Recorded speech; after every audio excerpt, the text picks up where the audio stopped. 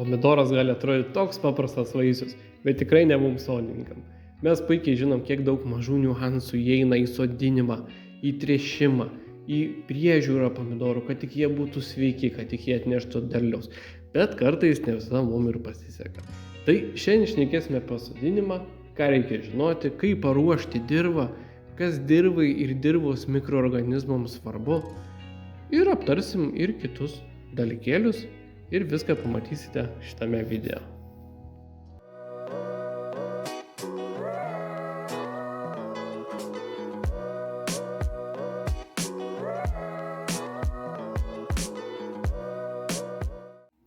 Jei jums taip pat patinka stebėti gamtą kaip ir man, tai jūs puikiai žinot, kad dirva yra pilna gyvybės.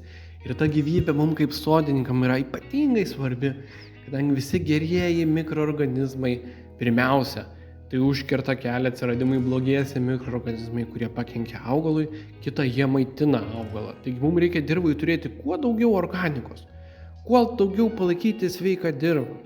Todėl pirmą aš tręšiu organiniam trąšom, tada sumaišau viršutinį dirvos sluoksnį su tom organikos trąšom, kadangi viršuje yra pilna mikroorganizmų ir aš nenoriu labai giliai apversti dirvoje.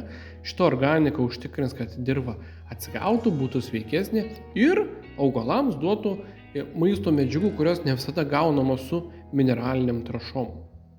Tada visas dirvožemis yra supurenamas, su grėbliu, tuo pačiu pašalinamos piktžolės ir dirva bus paruošta sodinimui.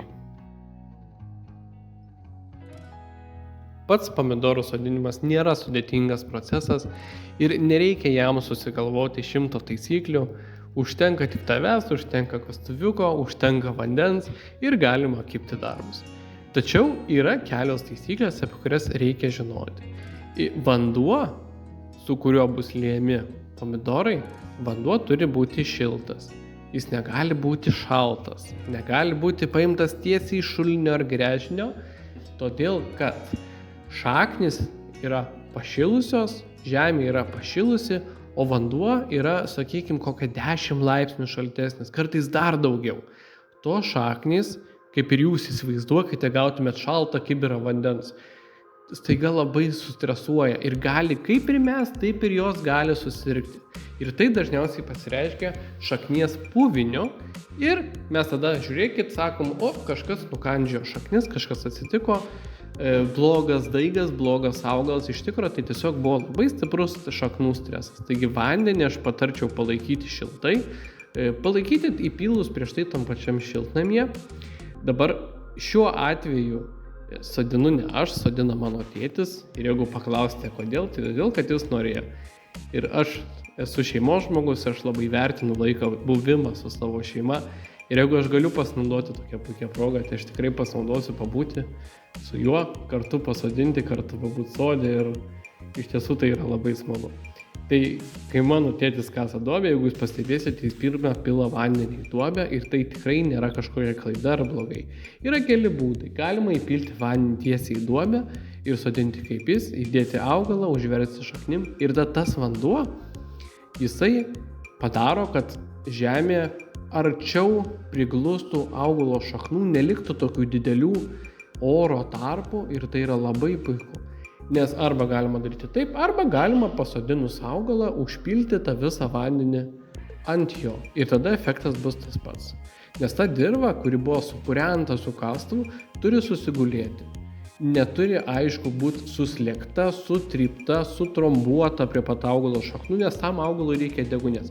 Bet vanduo iš savęs, kaip ir gamtoje, jis labai natūraliai apspaudžia dirvą aplink augalo šaknis ir todėl tai yra taip svarbu.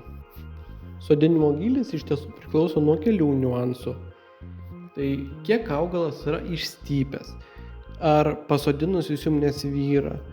Agurkų nereikia bijoti sodinti giliau. O pavyzdžiui, kai augaliukas yra toks mažas, tai mes jį sodiname iki tokio gylio, kiek jis buvo pasodintas vazonėlyje ir nesukame galvos. Jeigu augalas būtų gerokai ilgesnis ir išstypęs, ko tikrai gali pasitaikyti šitą sezoną, kadangi jis buvo labai šaltas ir net kada šitas video išeis, yra daugybė žmonių, kuriuos aš pažįstu, kurie vis dar nesodina pomidorų šiltnamy, nes vis dar yra šalnos ir jie jau yra labai išstypę.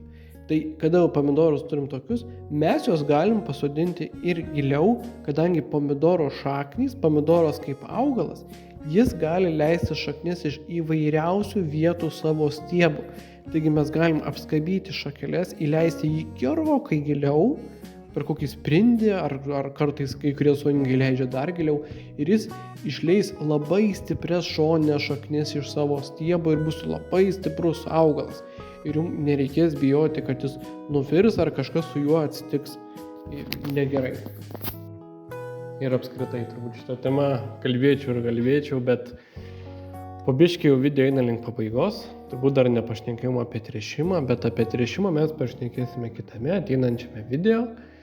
Kadangi kai pradėjau daryti šitą video, supratau, kad apie tręšimą galima kalbėti įspūdingai daug. Kadangi toks yra sezonas ir jis buvo šaltas ir dėl šalčio, ir dėl to, kad mes pakankamai vėlai sodinom pomidorus į šiltnamį, atsirado įvairių maisto medžiagų stygius.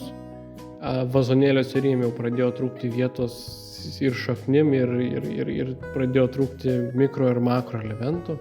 Ir mes galėsim apžvelgti plačiau, koks turėtų būti tas pirminis tręšimas, apžvelgsime, kaip atrodo augalai, kaip jiem trūksta tam tikrų maisto medžiagų. O kol kas tiek. Iš tikrųjų, jeigu turite klausimų, visada rašykite, visada komentuokite. Visada džiaugiuosi jūsų komentarais, džiaugiuosi, kai paspaudžiate patinka, džiaugiuosi naujais prenumeratoriais. Ačiū, kad žiūrėjot, ačiū, kad pabuvot su manim ir iki greito.